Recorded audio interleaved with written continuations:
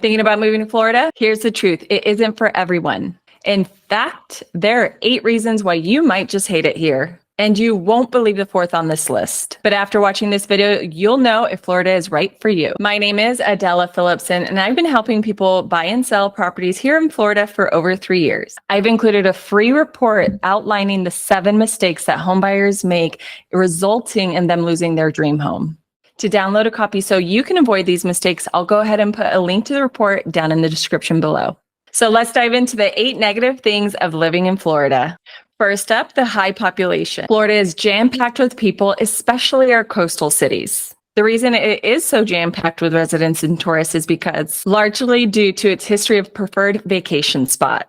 According to Census.gov, we're the 3rd most populated state in the country. As of 2022, we have over 22 million residents, and we're following California and Texas. Places like Miami and Tampa are booming, and they're not slowing down. And this number continues to grow, with residents from New York and even California still moving here to bask in the benefits of Florida, such as no state income tax, amazing weather, and so much more. Thanks to this entire recent influx amount of people moving here, you can imagine what it does to traffic. And notably, the Florida's I-95 freeway has even earned a reputation as the country's most dangerous highway. And according to CBS News, there's a particular stretch right here in Fort Lauderdale that apparently is the #1 most dangerous part. Now, the combination of tourist drivers, elderly drivers, rain, construction, and so much more can make it a bit of a nightmare. Oh, and did I mention the lack of transportation? Due to the scarce public transportation, so many residents actually have to own a vehicle to get around. Not to mention, with a growing population, creates long lines at grocery stores, gas stations, and complicates the entire ordeal of finding a parking spot, especially on the weekends. And this also affects the reservations for restaurants. So if you're planning on going out this weekend, make sure to plan ahead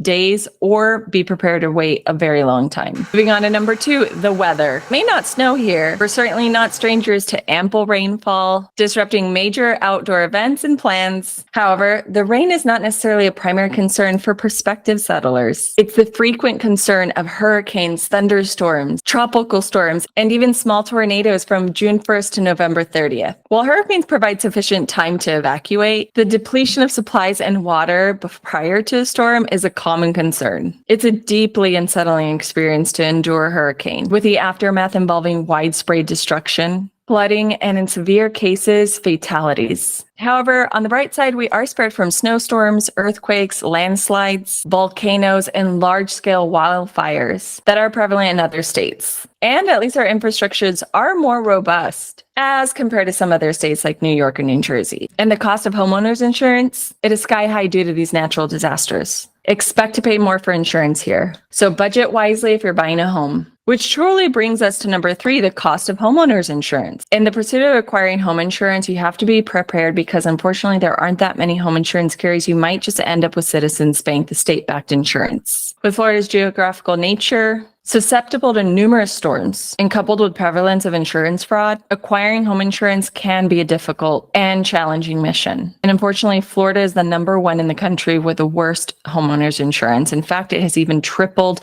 and is really 3 times more than the national average. According to the Insurance Information Institute, the average Floridian paid $4,231 a year per policy in 22 compared to the U.S. average of $1,544. This escalating cost of insurance plays a pivotal role in assessing affordability for a home in Florida if that's what you're considering. Next up is number 4, the daunting and diverse amount of wildlife here. Florida ranks number 4th in the country for biodiversity and is truly home to some unique creatures. Alligators, for instance, are everywhere, especially in South Florida's Everglades. Among the vast spectrum of wildlife, alligators have undoubtedly become the fan favorite. Go Gators! But they are predominantly lurking in almost every type of body of water here. Now, these creatures aren't inherently aggressive, but can be a substantial threat if perceived as such, especially when they lose their inherent fear of humans due to being fed by them. Now, it's not uncommon to find alligators basking in the sun on golf courses, navigating the streets, or occasionally now climbing fences. In addition to the alligators, Florida is home to numerous types of creatures,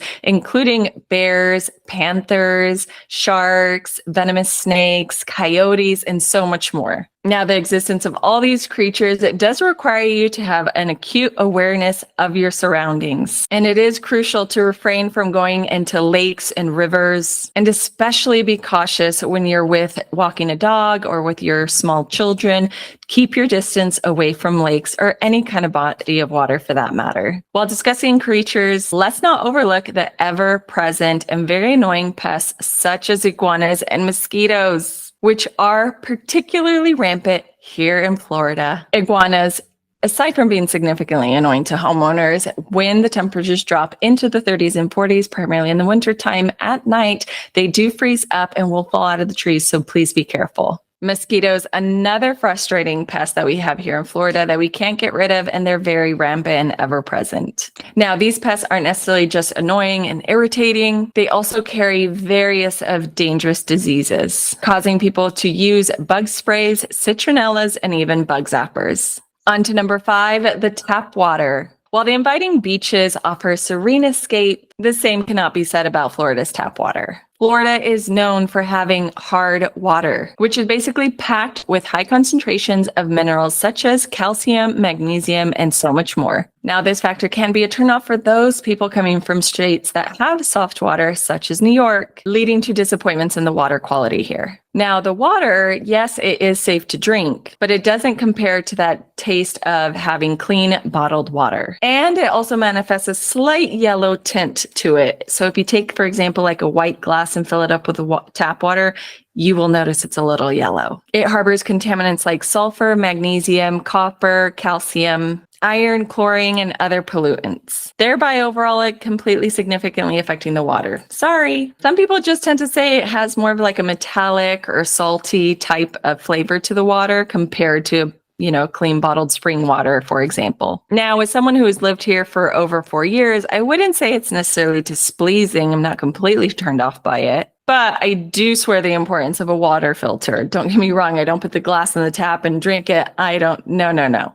I actually do have a water filtration system in my refrigerator as well as in my sink. Now, the hard water can, of course, impact your hair, your skin, as well as even leave spots on your dishes and your dishwasher. Nonetheless, there are solutions to fix this. People install filters, purifiers. I've even seen some residents where they will install a soft water purification system for the entire home. Brace yourself for the never-ending heat and high humidity, which brings us to number 6, heat and humidity. Florida proudly holds the title for the hottest state in the country, as well as the highest levels of humidity, with sweltering summers into the 90 degrees, and honestly, that feels more like 110 degrees when you're outside. Aside from the summertime, it's a constant 80 degrees. Aside from those 2 weeks in the wintertime when it drops down to the 40s and 50s, even 60s. Regardless, this does mean we have to stay hydrated and protect ourselves from the sun. Now, I am, of course, talking about the entire state of Florida, but in specific to the northern and central part of Florida, there is a mild relief, and they even have somewhat of an appearance of seasonality. So you generally go from the South Florida area with palm trees up to the northern part with pine trees. But if you're to look at the entire state of Florida, we do have an average temperature of 72 degrees. Although whether you're in St. Augustine or even in Fort Lauderdale, you have to be cautious of those UV rays.